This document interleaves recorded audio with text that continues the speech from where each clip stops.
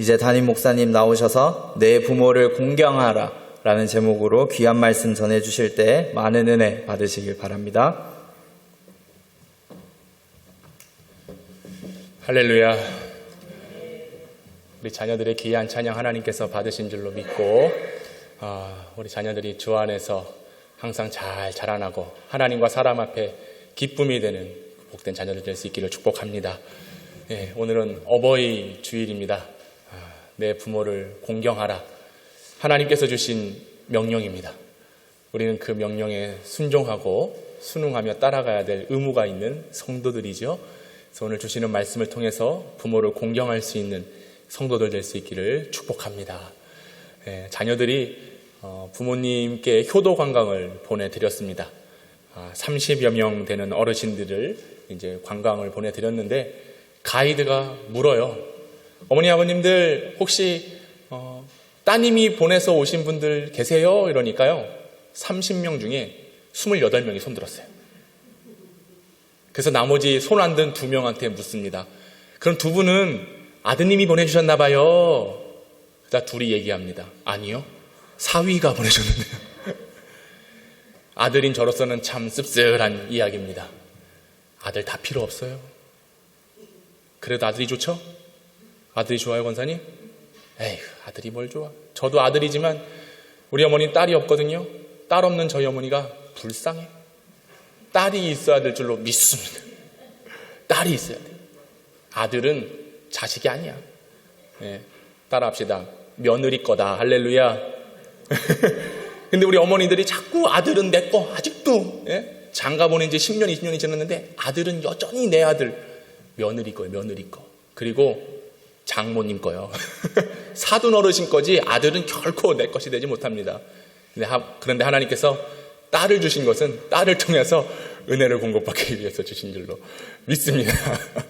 그래서 참 이 이야기를 보면서 그렇습니다. 결국 자녀된 본분으로서 부모님을 섬기고 그렇게 공양하는 것이 쉬운 일만은 아니다. 여러분은 누군가의 아들이고 또 누군가의 딸일 것입니다. 어떻습니까? 돌아온 세월들을 돌아볼 때에 나의 육적인 부모님을 위해서 그만큼 공경하고 섬기고 경외하며 그런 신앙의 모습, 그런 효를 다하여 살아갔는지 한번 살펴보시기 바랍니다. 어제는 5월 8일 어버이날이었죠. 운동하기 위해서 이렇게 광명시 쪽으로 쭉 걸어가는데 꽃집마다 상점들마다 그리고 편의점에서도 이 카네이션을 팔고 또 그것을 사는 많은 사람들을 보게 되었습니다. 한 손에는 작은 카네이션을 들고 또 한 손에는 케이크나 또 선물을 들고 가는 많은 사람들을 보면서 어버이날이구나 이런 생각을 했습니다. 저도 미리 좀 다녀왔죠. 토요일이었기에 토요일은 이제 주일 준비로 바쁘고 또 웬만하면 토요일은 제가 사람도 안 만나고 그냥 주일에 힘쓰기 위해서 또 설교하는 일에 묵상하고 그 일에 힘쓰다 보니까 어디 잘 가지도 않습니다. 만나지도 않고. 그래서 미리 이제 처갓집도 다녀오고 또 저희 부모님 댁에도 다녀왔는데요. 참 마음은 우리 어머니 아버지께 잘해야 되겠다. 그런 마음은 늘 있습니다. 그런데 막상 돌이켜보면 후회만 남지요. 좀 더 잘해드릴 걸, 좀 더 연락 한번 드릴 걸 하는 그런 아쉬움이 있는 것 같습니다. 특별히 오늘 이 어버이 주일을 맞이해서 하나님께 예배하는 이 시간, 하나님 주시는 그 말씀, 명령, 이 명령대로 순종하여 살아가는 복된 자녀들 될 수 있기를 축복합니다. 어버이 주일은 우리를 낳으시고 길러주신 어버이의 은혜에 감사하고 그리고 웃 어른을 공경하는 경로 효친의 마음, 이것을 항상 깨닫고 우리가 자녀된 본분으로서 그리고 살아계신 부모님 그리고 특별히 우리 교회에는 많은 연로하신 성도들이 계신데 그분들을 향하여 우리가 어떻게 섬기고 공경하며 나아가야 될지에 대한 하나님의 말씀을 통하여 깨닫고 그렇게 행하며 나아갈 수 있는 저와 여러분 될 수 있기를 주님의 이름으로 축복합니다. 10계명의 제5계명은요. 내 부모를 공경하라. 그렇게 하나님께서 말씀하셨습니다. 이 10계명의 계명은 하나님께서 세우신 창조 질서입니다. 그래서 모든 사람들이 인종과 문화 그리고 시대를 초월해서 반드시 지켜야 되는 만고의 천륜이며 계명이라고 하는 사실이죠. 특별히 오늘 우리에게 주신 내 부모를 공경하라 라고 하시는 말씀은 우리가 반드시 기억하고 지켜야 행하여야 될 말씀이라고 하는 사실입니다. 출애굽기 20장 12절에 보면 내 부모를 공경하라. 그리하면 내 하나님 여호와가 내게 준 땅에서 내 생명이 길리라 말씀하십니다. 그리고 오늘 본문의 신명기 5장 16절인데요. 우리 다시 한번 하나님 말씀을 같이 읽어보도록 하겠습니다. 16절 시작. 너는 내 하나님 여호와께서 명령한 대로 내 부모를 공경하라. 그리하면 내 하나님 여호와가 내게 준 땅에서 내 생명이 길고 복을 누리리라. 할렐루야. 마이크 소리 좀 하울링이 좀 많이 있거든요. 하나님께서 우리에게 말씀하시는 것, 그리고 우리에게 복을 주시겠다라고 명확하게 하신 말씀은 바로 오늘 이 계명의 말씀입니다. 어떻게 해요? 내 부모를 공경하라. 그리하면 내 하나님 여호와께서 내게 준 땅에서 잘 될 줄로 믿습니다. 하나님께서 이 땅에서 머무는 동안 우리의 생명이 장수하도록 주시겠다라고 주신 말씀의 복이 바로 오늘 우리가 읽은 말씀이라고 하는 사실이죠. 여러분, 하나님께 복 받는 길은 다른 거 없습니다. 말씀대로 따라 살아가는 거예요. 하나님께서 은혜를 주실 때에 그 은혜를 받는 삶은 주시는 계명을 철저히 지키고 그 계명대로 순종하며 살아갈 때에 하나님 우리에게 놀라운 복을 주실 줄로 믿습니다. 여러분, 이 땅에서 잘 되는 것, 모든 것을 포함하는 거 아니겠습니까? 그리고 모든 사람들이 생명 연장의 꿈을 가지고 있어요. 특별히 장수하는 복, 건강하여 강건하여 오래 살도록 하나님께서 복을 주실 때 그 복의 시작은 곧 내 부모에게 공경하라. 이것이 계명인 줄로 믿습니다. 그래서 우리는 이 계명을 받고 하나님의 명령이기에 순종하며 살아가야 되는 것이죠. 십계명은 크게 두 가지로 구분해 볼 수가 있습니다. 하나는 하나님과 인간의 관계를 다루는 계명입니다. 그래서 첫째 계명부터 네 번째 계명까지는 하나님과 사람 사이에 어떠한 계명을 지켜야 되는지에 말씀해 주고 있는 거고요. 그리고 5계명부터 10계명까지는 인간과 인간 관계를 다루는 계명입니다.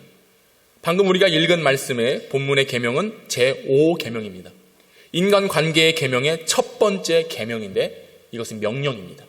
명령이라고 하는 것은 지켜도 되고 안 지켜도 되는 것이 아니라 반드시 지켜야 된다는 것, 이것을 명심하셔야 됩니다. 더군다나 부모를 공경하라는 이 명령은 부모의 명령이 아니에요. 하나님의 말씀을 기록한 모세의 명령도 아닙니다. 하나님의 명령입니다. 하나님께서 오늘 우리에게 내 부모를 공경하라, 부모에게 순종하라라고 명령하고 있는 거죠. 에베소서 6장 1절에서 3절은 이렇게 얘기합니다. 자녀들아, 주 안에서 너희 부모에게 순종하라. 이것이 옳으니라. 내 아버지와 어머니를 공경하라. 이것은 약속이 있는 첫 계명이니 이로써 내가 잘 되고 땅에서 장수하리라. 할렐루야. 사도 바울도 내 부모에게 공경하고 순종하여서 하나님께서 주시겠다라고 하는 이 복의 약속의 말씀을 우리가 받아야 된다라고 말씀하고 있습니다. 이 계명은 5계명이지만 인간과 인간 사이에 지켜야 되는 약속이 있는 첫 계명이다라고 명시하고 있지요. 여러분, 우리는 이 땅에서 잘 살아야 됩니다. 그리고 우리의 생명이 주어지는 한 길게 연장되어서 장수하고 장구하고 영원한 영광을 누려야 되는 것, 이것은 우리 모두가 바라고 있는 것 아니겠습니까? 그러나 우리가 어떻게 살아야, 무엇을 해야 이와 같은 복을 받는지 하나님은 명확하게 말씀하고 계세요. 그것이 무엇입니까? 내 부모에게 공경하라입니다. 우리에게 명령하신 이 명령조는 현재 진행형입니다. 명령 진행형이에요. 이전 과거에 주어진 약속의 말씀이 아닙니다. 앞으로 너희가 이 공경을 행할 때에 주시겠다라고 하는 약속의 말씀입니다. 하나님은 약속을 성취하십니다. 반드시 이루십니다. 오늘 우리가 읽고 듣고 보고 이 들려진 말씀이 반드시 우리에게 이루어질 줄로 믿습니다. 이 복이 여러분의 가정과 여러분의 삶에 임하기를 축복합니다. 항상 하나님과의 관계, 그리고 이웃과 이웃, 특별히 부모님과 자녀들과의 이 관계에 막힘없이 온전한 순종과 공경을 통하여 우리가 행하고 그 일을 통하여 하나님 주시는 복을 받는 저와 여러분 될 수 있기를 주님의 이름으로 축원합니다. 저희 아버지께서 어려서부터 저에게 가르쳐 주신 한 가지가 있다면 바로 이 내용입니다. 십자가의 이론이었는데 항상 저희 아버지께서 제게 수직적인 하나님과의 관계. 십자가를 보십시오. 위로부터 아래. 하나님과의 관계가 너무 중요하다. 그리고 인간과 인간, 이웃과 성도들과의 관계가 원만해야 네 인생이, 너의 목회가, 너의 신앙이 바로 설 수 있다. 제가 고등학교, 중학교 시절부터 아버지는 이것을 늘 얘기해 주셨어요. 그리고 이 말씀은, 이 가르침은 지금도 제 신앙과 목회의 기준이 되고 있습니다.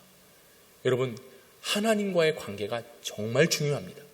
그리고 이 관계가 막힘이 없을 때에 이웃과 성도들과 가족들과 그리고 어느 사회 구성원에 있든지 막힘없는 형통의 대로가 열려질 줄로 믿습니다. 오늘 이 시간 하나님 예배하는 이유가 뭐예요? 하나님과의 관계입니다. 주님을 만나고자 함입니다. 주님께 찬양합니다. 기도합니다. 주의 성전으로 나와서 하나님의 말씀을 듣습니다. 그리고 예배를 드립니다. 이 모든 과정은 하나님과의 관계, 수직적인 관계의 온전함을 이루기 위해서입니다. 그래서 여러분, 우리가 오늘 이 시간 닫혀진 마음으로 나아가면 안 돼요.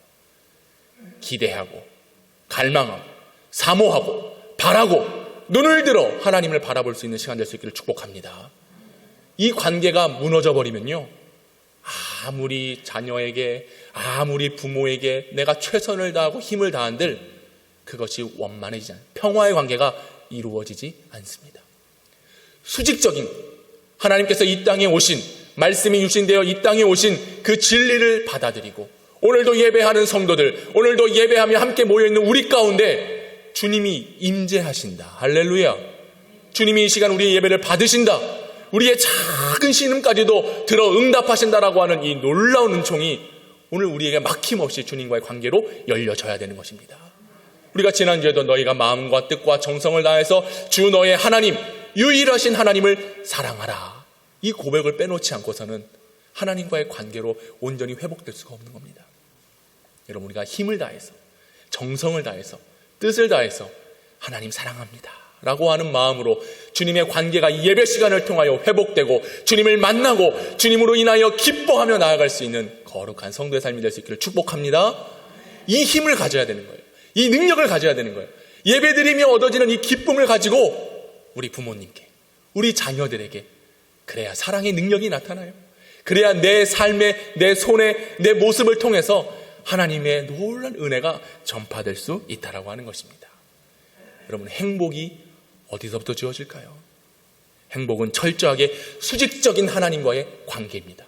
말씀하신 하나님, 그 말씀을 사모하여 받는 우리가 그 말씀대로 살아갈 때에 행복, 하나님 주신 복으로 살아갈 수 있게 되는 것입니다. 그때 영의 만족이 있어요. 삶의 만족이 있어요. 여러분, 무엇을 원하십니까? 무엇을 바라보십니까? 주님만 바라보십시오. 하나님께서 들려주신 말씀만을 의지하여 나아가시기를 축복합니다. 그 말씀으로 삶의 기준을 삼으십시오. 그러면 막혀져 있는 삶의 문제가 해결되는 거예요.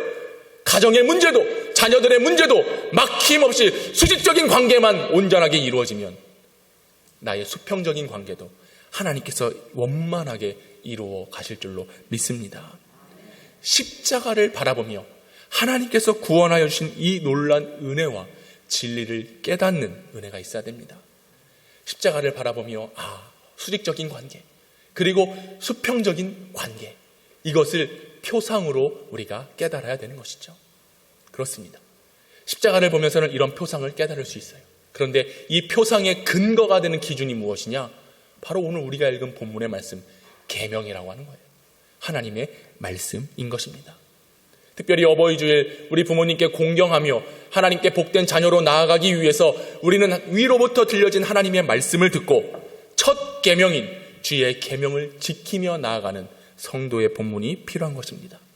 여기서 말씀하고 있는 복은 더욱더 신기한 것은요, 어떤 종교적인 것으로, 영적인 것으로 주어지는 복이 아니라 자연 모든 질서, 우리가 살고 또 살아가고 또 죽는 그 순간까지 받게 되는 자연의 섭리를 통하여 주시는 복과도 연결되는 하나님의 은총인 것입니다.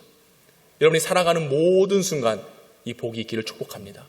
물론 성경에서 말하고 있는 복은 우리가 내세에 얻게 되는, 그래서 영원한 나라를 갈망하며 하나님께서 우리를 그곳으로 인도해 주시리라고 하는 확신의 마음을 갖는 것, 이것을 우리가 복이라 칭함을 받지만 하나님은 그 복뿐만 아니라 명확하게 내게 준 땅에서, 이곳에서 살아가는 날들 동안 우리에게 복을 주셔서 영원히 그 복을 받도록 하나님께서 약속을 하고 있다는 것이죠. 그것은 무엇입니까? 바로 우리가 계명을 따르고 계명을 지키고 하나님의 말씀대로 살아가는 것입니다. 하나님께서 오늘 우리에게 무엇을 요구하십니까? 내 부모를 공경하라 명령하시며 요구하고 계시는 겁니다. 하나님께서 이와 같은 복을 주시겠다라고 하신 이유는 뭐냐? 하나님께서 부모 공경을 얼마나 우선적으로 생각하시고 그것을 원하고 있다라는 사실을 우리가 인지를 해야 되는 것이죠. 여러분, 세상에 최고의 권위들이 있습니다. 대통령의 권위가 있고 위정자들의 권위가 있겠지만 그보다 더 앞서 있는, 감히 뛰어넘을 수 없는 권위가 바로 하나님께 있음을 믿으시기 바랍니다. 근데 이 권위가요, 우리 부모님들께도 똑같은 권위로 주셨다라고 하는 거예요. 하나님의 말씀을 따라 살아가는 이 권위도 우리가 인정해야 되지만 그 권위를 우리 부모님들에게 주셨기에 부모님의 말씀을 따라가고 그 말씀에 순종해야 되는 그 권위를 인정해 드리는 모습도 필요하다는 것입니다. 그래서 우리는 항상 부모님의 말씀에 불순종하거나 거역하는, 그리고 부모님께 도전하는 자녀들이 돼서는 안 되는 것입니다. 내 부모를 공경하라 그랬더니 옛날 우리 주일학교 아이들이 목사님 부모를 공격하라 아니에요? 공경하라고 했지 내가 언제 공격하라 그랬어. 근데 요즘 시대를 보십시오. 부모를 공격해? 부모를 대적해? 여러분, 다른 게 공격하고 다른 게 대적하는 게 아닙니다. 부모의 말씀에 불순종하는 거, 듣지 않는 거, 그게 곧 공격이에요. 그게 곧 도전하고 거역하는 모습이라고 하는 사실입니다. 성경은 그런 자녀들에 대해서 명확히 이야기를 합니다. 출애굽기 21장 15절과 17절에는 이렇게 얘기합니다. 자기 아버지나 어머니를 치는 자, 자기의 아버지나 어머니를 저주하는 자는 반드시 죽일지니라. 어머니의 말씀에 순종하지 않고 아버지의 말씀대로 살지 아니하는 자녀들은 반드시 죽는다라고 얘기하고 있습니다. 잠언 15장 5절에 얘기합니다. 아비의 훈계를 업신여기는 자는 미련한 자다. 잠언 30장 17절에 아비를 조롱하며 어미 순종하기를 싫어하는 자의 눈은 골짜기의 까마귀에게 쪼이고 독수리 새끼에게 먹히리라. 여러분, 아비의 훈계 그리고 어머니를 업신여기고 순종하지 않는 자들의 결과는 무엇입니까? 바로 죽음이에요. 까마귀에게 쪼이고 독수리에게 먹히게 되는 결과를 낳게 된다라고 하는 것입니다. 하나님의 권위를 인정한다면 우리를 낳으시고 기르시는 부모의 권위에도 순종하며 나아가는 자녀들이 되어야 됩니다. 하나님의 권위와 부모의 권위는 똑같습니다. 여러분, 다윗의 아들 압살롬을 보십시오. 자신의 아버지 왕권에 도전합니다. 아버지를 죽이려고 해요. 그 압살롬의 결과가 무엇입니까? 창에 찔려 죽게 되는 비참한 결과를 맞이하게 되는 것입니다. 부모님을 공격, 불순종하고 업신여기고 거역하는 자녀들이 아니라 오직 순종함으로 나아갈 수 있는 복된 자녀를 낼 수 있기를 축복합니다. 부모에게 공경하다. 이 공경하다는 히브리어로 보면은 카바드라는 단어를 씁니다. 그 뜻은 무엇이냐? 무겁다라는 뜻을 가지고 있어요. 그리고 존경하다. 여러분, 우리가 부모님을 사랑하고 그분께 공경할 때에 대충 형식적으로 때우는 식으로 하는 것이 아니라 묵직한 중량감을 포함한 마음이 있어야 된다라고 하는 것입니다. 존경받을 대상에게 최상의 마음으로 나아가는 그런 무거운 마음이 우리에게 있어야 된다. 대충하고 허투루 하고 어쩔 수 없이 억지로 귀찮은 듯 효를 행할 수는 없는 것입니다.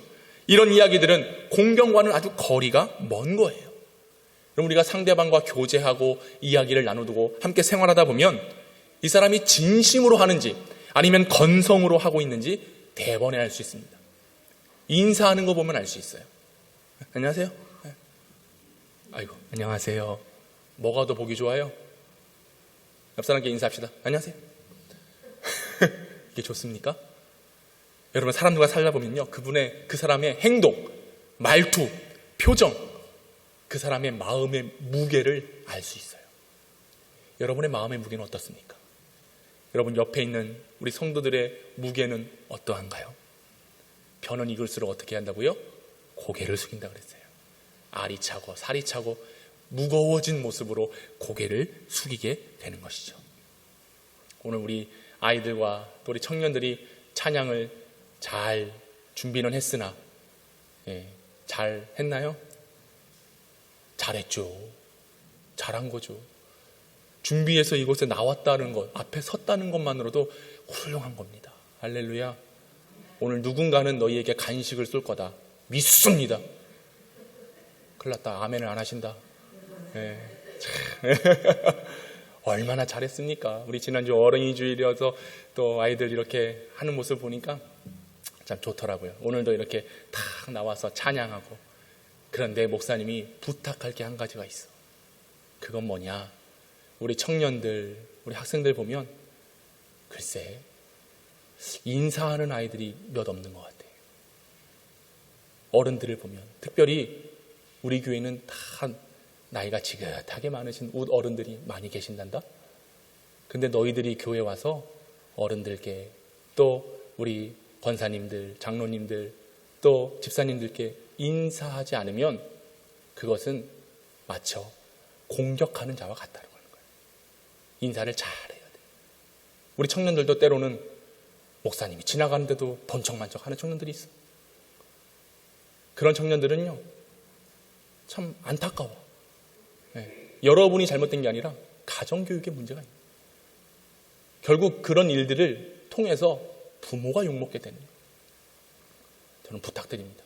이런 얘기하면 요즘 세상에 뭐 꼰대 아니야 이러면서 어른들을 비하하는 그런 은어를 쓰는데 여러분 우리 청년들, 우리 학생들 인사를 잘해야 돼요. 인사를. 그것만 해도 훌륭한 거예요. 우리 학생들 아멘. 청년들 아멘.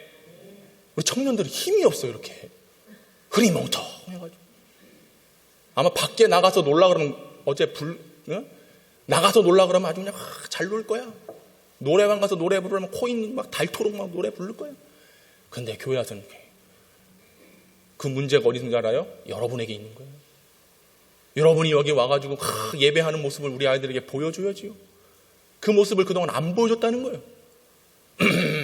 나는 어른이니까, 나는 이 교회 장로고 권사니까. 그러니까 우리 애들도 우리 엄마가 장로니까, 우리 아빠가 장로. 그렇게 된 거예요. 그렇게. 맞아. 목사님 말 잘했어. 우리 애들이 인사를 안 해. 여러분들이 인사를 안 한 거예요. 우리 아이들이 힘이 없어. 여러분이 힘이 없는 거예요. 아닌 것 같습니까? 저의 자녀들이 인사를 잘하지 못한다. 어른들을 공경하지 못한다. 저의 잘못이에요. 우리 청년들과 우리 다음 세대들이 교회 안에 왔을 때 왔는지 안 왔는지 잘 모르겠다. 이 문제는 바로 우리들에게 있는 겁니다.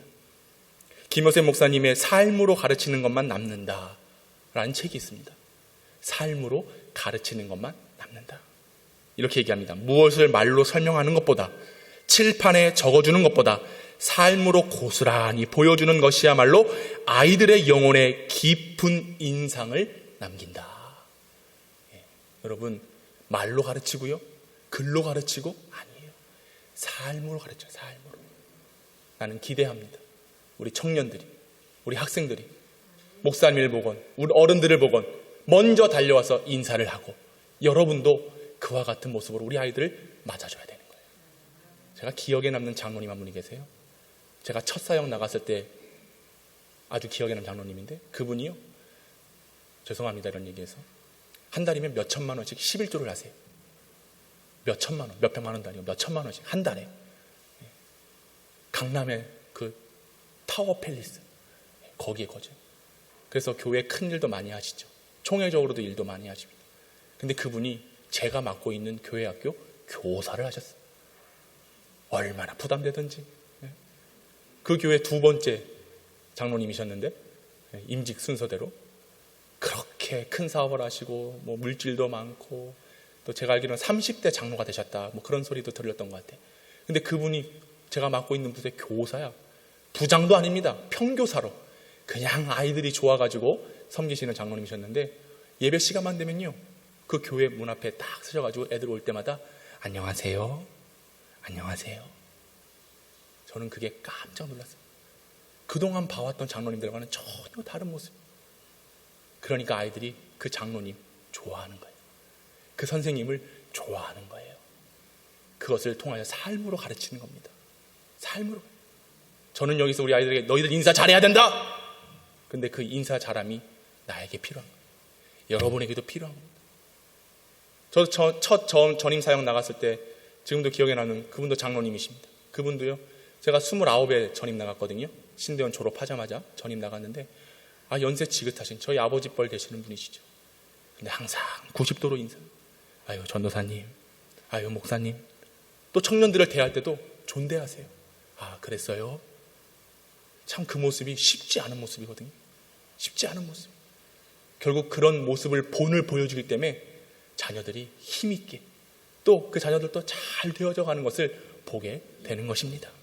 여러분, 존경이라고 하는 것은요, 내가 그 사람을 높여줄 때 내가 존중을 받게 되는 것입니다.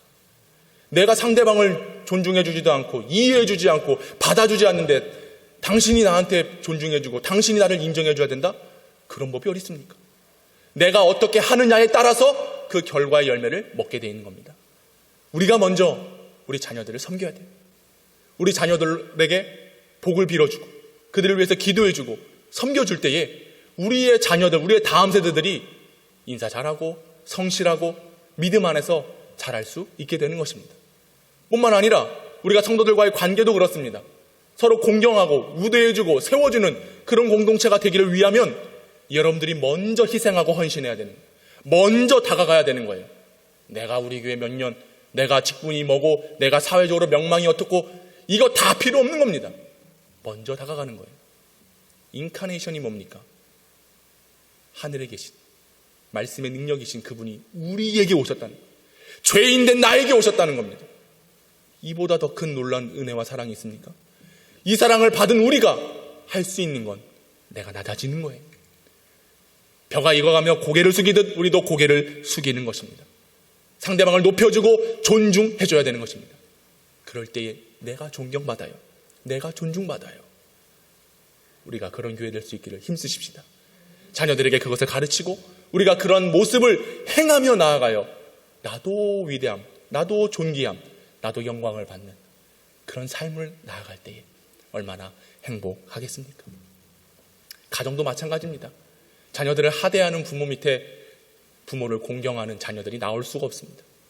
항상 사랑으로 그리고 이해해주고 기도해주고 신앙의 본이 되는 가정이 될 때에 자녀들이 그 부모의 신앙 닮아서 따라가게 되는 거예요. 여러분, 그런 가정 될 수 있기를 간절히 원합니다. 그리고 축복합니다. 여러분들이 바뀌어야 되는 거예요. 내가 바뀌지 않고서는 결코 가정의 변화가 없습니다. 내가 먼저 부모님을 공경하는 모습을 보여줘야 자녀들도 그와 같이 따라 행할 수 있다라고 하는 것이죠. 여러분, 우리는 존중과 사랑의 마음으로 부모님께 그리고 자녀들에게 행하며 나아갈 수 있는 그런 그리스도인 되어야 될 줄로 믿습니다. 자, 그렇다면 이제 우리가 구체적으로 두 가지를 말씀드리려고 하는데, 부모 공경을 어떻게 해야 되는가? 간단합니다. 부모님께 순종하는 것입니다. 할렐루야. 에베소서 6장 1절 한번 같이 읽어보도록 하겠습니다. 시작. 자녀들아,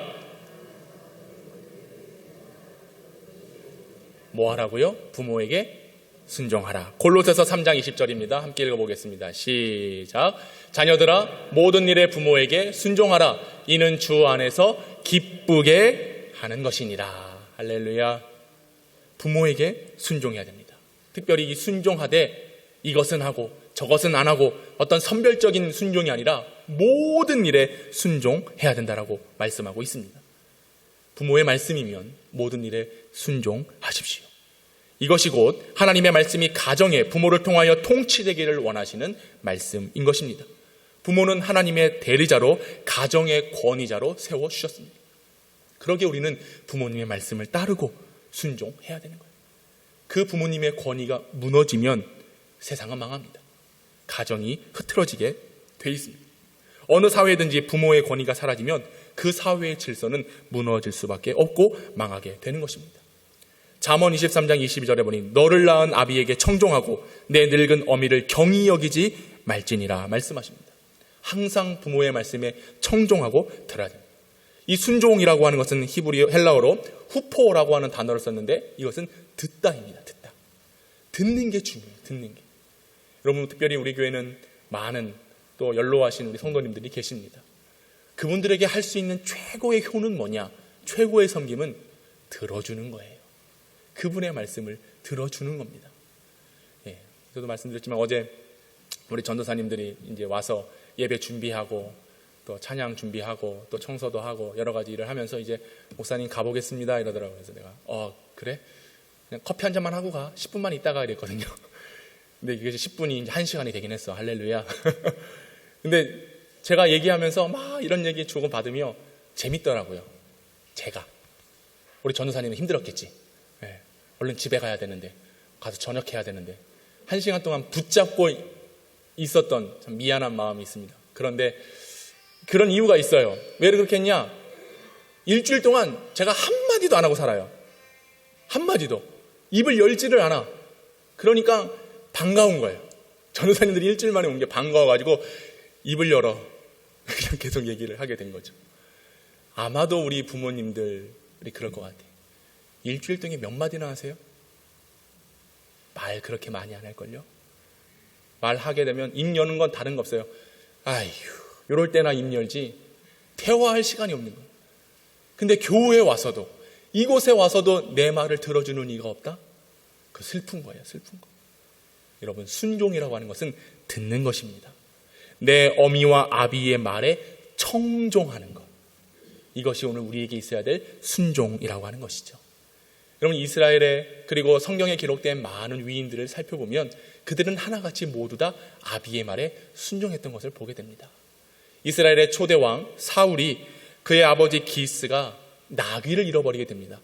그래서 그 나귀를 찾아오라라고 말하는데 그 나귀를 며칠 동안 찾냐? 사흘 동안 찾냐? 사흘 동안.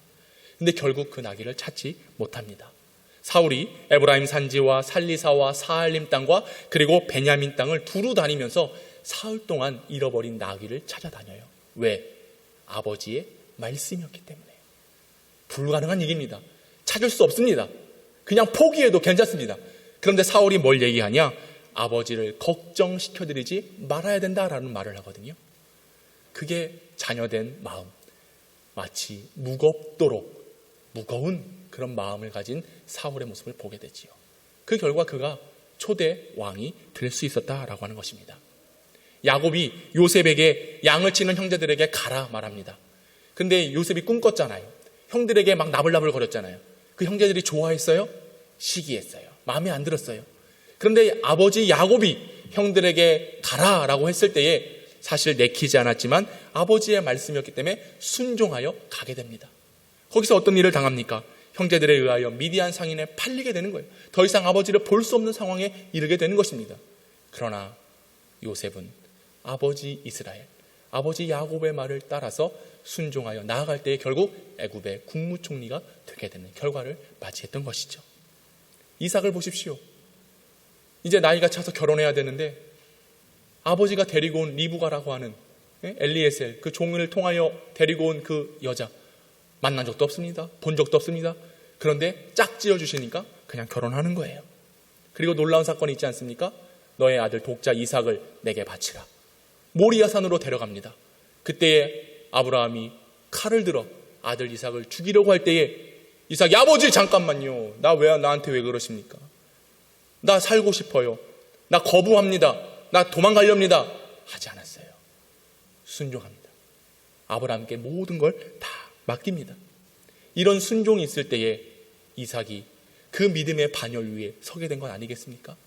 성경에 보면 아브라함은 175세, 야곱은 147세를 삽니다. 그런데 이삭은 180세까지 사는 놀라운 장수의 복을 받게 되는 것이죠. 창세기 26장 12절로부터 13절 이렇게 말씀합니다. 이삭이 그 땅에서 농사하여 그 해에 100배나 얻었고 여호와께서 복을 주심으로 그 사람이 창대하고 왕성하여 마침내 거부가 되어 양과 소가 때를 이루었다. 할렐루야. 100배의 복을 받는 겁니다. 아버지의 말에 순종했을 때, 청종했을 때, 들었을 때 이삭은 100배의 결실을 얻게 되고 하나님께서 복을 주시되 그가 창대하고 왕성하여 마침내 거부가 되었다. 부모에게 순종하는 자, 그의 말씀을 청종하는 자에게는 이와 같은 복이 있는 것입니다. 여러분은 거부가 되기를 축복합니다. 왕성하기를 축복합니다. 창대하기를 축복합니다. 100배의 결실을 맺기를 축복합니다. 이 일은 오직 부모에게 순종할 때 가능한 것이죠. 여러분, 살아계신 부모님이 계시다면 그분의 말씀에 청종하십시오. 그리고 혹 이미 돌아가셨다고 한다면 오늘 우리 교회와 함께하고 있는 우리 어른들, 우리 성도들의 말에 청종하십시오. 새벽에 가끔 기도할 때마다 들려오는 소리가 있습니다. 그것은 우리 노 권사님들이 눈물로 기도하는 기도 소리예요. 제가 가만히 강대상에 무릎 꿇고 앉아있을 때 그 기도 소리가 들려요. 어떤 기도 소리가 들리느냐? 교회를 향한 기도, 우리 직분자들을 향한 기도, 성도들을 향한 기도, 여러분을 위해 중보하고 계시는 분이 바로 우리 권사님들이 기도의 어머니들이십니다. 우리는 어디 한번 기도 한번 해봤습니까? 우리 권사님들 강건할 수 있도록 물론 하셨을 수도 있겠지만 우리 권사님들은 새벽마다 교회를 위해서, 새벽마다 열방을 위해서, 새벽마다 아프고 힘들고 연약한 자들을 위해서 중보하고 계세요. 그분들을 위해서 우리가 할 게 무엇입니까? 그분들의 말을 들어주는 거예요. 순종하는 거예요. 그런 교회 될 수 있기를 원합니다. 할렐루야. 두 번째로 우리가 공경하기 위해서 어떻게 공경해야 되느냐? 부모를 기쁘게 해드려야 됩니다. 기쁘게. 잠언 23장 25절에 보니 내 부모를 즐겁게 하며 너를 낳은 어미를 기쁘게 하라 말씀하셨습니다. 여러분, 우리가 어떻게 부모님을 기쁘게 할 수 있겠습니까? 기쁘시게 할 만한 환경과 요소를 만들어 드려야 되는 거예요. 우리가 하나님께 기뻐할 때에 하나님께는 조건 없이 어떤 상황과 여건에 상관없이 그저 우리는 기뻐해야 되는 것입니다. 그런데 사람들이 기뻐하기 위해서는요, 그에 따른 요소들이 필요해요. 제목들이 필요합니다. 환경이 갖추어져 있어야 됩니다. 그래서 자녀된 우리들은요, 부모님을 기쁘시게 할 수 있도록 할 수 있는 한 힘을 다해야 되는 겁니다. 맛있는 음식을 좋아하시면 음식을 제공해드리고 또 용돈이 필요하면 용돈도 드려야 되는 것입니다. 부모님의 마음을 기쁘게 할 수 있는 요소라고 한다면 그것을 해야 되나 말아야 되나 망설이지 말고 감당하며 그것을 이행할 수 있는 모습이 필요하다라고 하는 것이죠. 어떠한 영상을 보게 됐는데요, 어떠한 아버지가 나옵니다. 젊은 아버지입니다. 질문이 이래요. 당신의 자녀가 좋아하는 것은 무엇입니까? 물어봐요. 그때요, 우리 아들이 뭐 장난감을 좋아합니다, 뭐 꽃을 좋아합니다, 이걸 써요. 그리고 또 묻습니다. 당신의 자녀가 좋아하는 음식은 무엇입니까?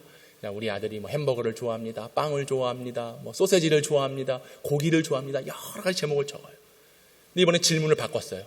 그렇다면 당신의 아버지 어머니가 좋아하는 건 무엇입니까? 아무것도 못 쓰고 있어요. 당신의 아버지 어머니가 좋아하는 음식은 무엇입니까? 내 자식, 내 자녀 입에 들어가는 거 보면서 행복을 느끼고 뭘 좋아하는지는 알아요. 그런데 내 부모, 내 어머니 아버지, 내 엄마 아빠가 뭐 좋아하는지는 모른다는 거예요. 모른다는 거예요. 저희 처갓집에 갔더니 저희 장모님이 저한테 멍게를 어디서 받아오셨다고 멍게를 주셨습니다. 그것을 아주 맛있게 먹었죠. 그들이 한마디 하세요. 아유, 잘 먹네. 나도 멍게 좋아해. 알았어요. 얼마 전에 알았어요. 아, 우리 장모님이 멍게를 좋아하시는구나. 그리고 저희 부모님께로 이제 찾아가려고 이제 준비를 하고 또 그냥 오라 그래가지고 그냥 갈 수 없어서 장 보고 가려고 시장에, 광명시장에 딱 가서 장을 보는데 장어가 아주 그냥 잘 구워져 있더라고요. 그래서 장어를 좀 드려야 되겠다. 그래서 이제 장어를 딱 사가지고 딱 가서 뜯는 순간 저희 아버지가 이야, 장어네, 이야, 좋아하시는 거예요. 이야. 그런데 문제는 저희 어머니, 나 장어 싫어해. 나 장어 안 먹어. 몰랐어요. 우리 어머니가 장어를 싫어하시는지 몰랐어요. 그러면서 내가 부모님 기쁘시게 해드려야 된다, 이렇게 강단에 서서 설교를 하고 있는데 정말로 우리 부모님이, 우리 장인 장모님이 뭐 좋아하시는지, 뭘 기뻐하시는지 내가 몰랐구나 라는 생각을 해보았습니다. 여러분, 잠언 15장 20절에 보면요, 지혜로운 아들은 아비를 즐겁게 하여도 미련한 자는 어미를 업신여기느니라. 잠언 23장 15절에 내 아들아, 만일 내 마음이 지혜로우면 나 곧 내 마음이 즐겁겠다라고 말해요. 우리는 지혜로운 자녀가 돼야 돼요. 지혜로운 자녀는 어떤 자녀냐? 부모님이 좋아하시는 일을 해야 된다는 것입니다. 그리고 부모님이 뭘 싫어하시는 줄도 알아야 돼요. 사랑하는 여러분, 우리가 할 때에 부모님을 기쁘게 해드릴 수 있기를 축복합니다. 저도 이번 어버이날을 맞이하면서요, 용돈도 드리고 식사도 대접하고 하다 보니까 한 돈 100만 원이 쑥 나갔어요. 저의 개인적인 재정적인 상황으로 보면 큰 돈입니다. 엄청 큰 돈입니다. 근데요, 항상 저희 아내와 기도하는 게 있어요. 그냥 할 수 있을 때 힘 닿는 데까지 한번 해보자. 그래봐야 얼마 안 되거든요. 그래서 때가 되면 용돈을 드립니다. 사실 받는 게 더 많죠. 그럼에도 때가 됐을 때 기쁘시게 할 수 있는 일들을 찾아보자. 그래서 용돈도 드리고 식사도 제공하고, 근데 하나님께서 그거 다 갚아주십니다. 자녀들이 행한 것, 부모에게 행한 것들은 다 갚아주시는 거예요. 할렐루야. 이것이 하나님의 계산이에요. 하나님의 방법이에요. 하나님은 그냥 그렇게 네 것 다 내놔 뺏어가는 분이 아니라 지금 당장은 뺏어가는 것 같지만 오히려 그것을 더 많은 것들로, 이삭 보세요. 100배를 충족받았다니까요. 아멘. 100배를 사모하시는 분만 아멘 하세요. 100배를 충족받았습니다. 할렐루야. 마침내 거부가 되었다. 그 이삭의 이야기입니까? 오늘 나의 이야기가 돼야 되는, 여러분의 이야기가 돼야 되는 거예요. 이건 기복신앙이 아니에요. 하나님께서 주시겠다라고 하는 복입니다. 할렐루야. 약속입니다. 할렐루야. 아낌없이 내어드릴 수 있는, 그래서 부모의 마음을 기쁘게 할 수 있는 지혜로운 자녀가 되기를 축복합니다. 특별히 기도하는 가운데 지혜로운 자녀는 어떤 자녀이냐? 부모의 마음을 근심토록 하지 말아야 되는 겁니다. 특별히 주일 성수를 잘하고 신앙 안에서, 믿음 안에서 교회에 충성된 일꾼이 될 수 있기를 축원합니다. 부모의 자랑은 다른 게 아니에요. 자녀들이 믿음 안에서 잘 자라가는 것, 이것이 기쁨이고 행복인 겁니다.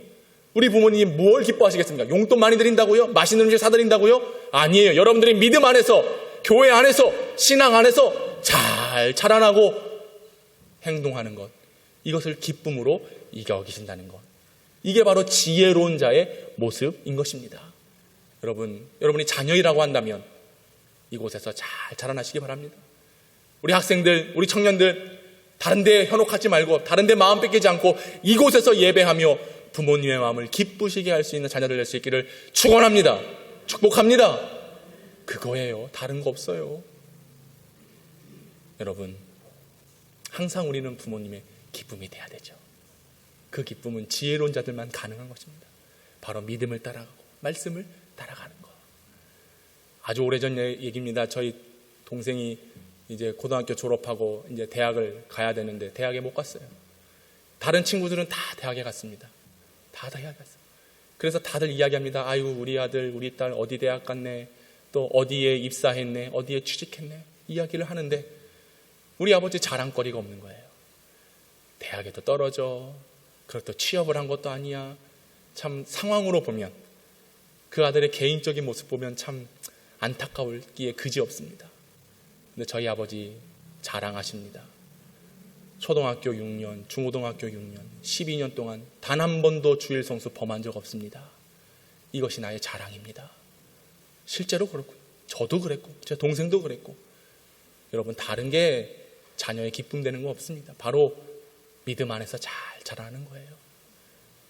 여러분, 다른 거 없습니다. 전화하셔서 아버지 오늘 교회 갔다 오셨어요? 어머니 예배 드리셨어요? 저도 오늘 예배 드리고 왔는데 얼마나 은혜가 넘치던지요. 낳아주시고 길러주셔서 감사해요. 이거 한마디 하면요, 용돈 몇백만 원 받는 것보다 더 기쁠 거예요. 안 그렇습니까? 여러분의 자녀들이 전화 옵니다. 엄마 아빠 오늘 교회 가서 예배 드리고 왔어요. 감사합니다. 이 말 한마디 해보십시오.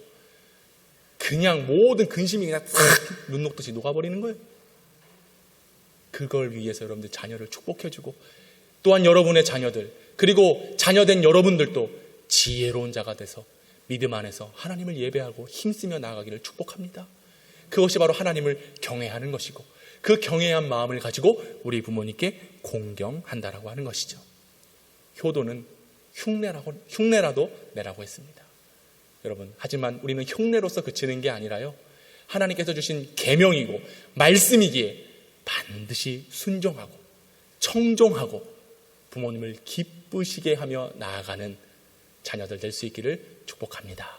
그리고 우리 교회, 특별히 우리 교회는 많은 연로하신 분들이 많이 계십니다. 그분들을 위해 여러분들이 어떻게 행할까, 어떻게 섬길까를 기도하시고, 또 그런 섬김의 공동체가 되는 우리 영평교회 될 수 있기를 축복합니다. 그럴 때 우리 교회가 화목한, 서로 존중해주고 위대해주고 어린 자녀들이 그것을 본으로 삼고 믿음의 대를 이어갈 수 있는 그런 영광스러운 교회요, 그것이 주님의 뜻인 줄로 믿고 나아가는 저와 여러분 될 수 있기를 주님의 이름으로 축원합니다. 할렐루야. 기도합시다.